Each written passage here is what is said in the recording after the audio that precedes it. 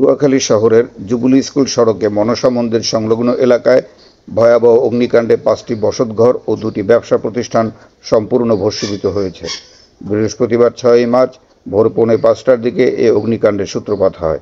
খবর পেয়ে ফায়ার সার্ভিসের 4টি ইউনিট দ্রুত ঘটনাস্থলে পৌঁছে আগুন নিয়ন্ত্রণে আনে। এ সময় সদর থানা police, answer VDP, red crescent, fire সার্ভিসের কমিউনিটি ভলান্টিয়ার ও স্থানীয় স্বেচ্ছাসেবকরা এ কাজে সহায়তা করেন।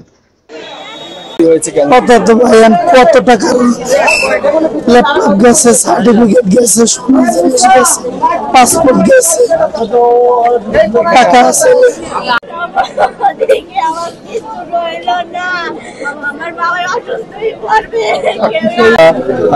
5:35 আগুন সম্পূর্ণ নিয়ন্ত্রণে নিয়ে এসেছি।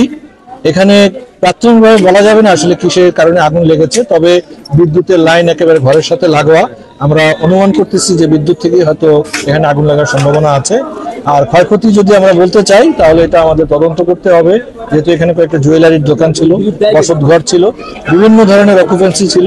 এটা আমাদের তদন্ত করে আমরা পরে তথ্য দিতে পারবো কত ক্ষয়ক্ষতি হয়েছে। আসলেই বাংলাদেশ আনসার ও গ্রাম প্রতিরক্ষা বাহিনী বাংলাদেশের যে কোনো দুর্যোগ মুহূর্তে আমরা আনসার বিডিবি সদস্য, ব্যাটালিয়ন সদস্যবৃন্দ ঝাঁপিয়ে পড়ি।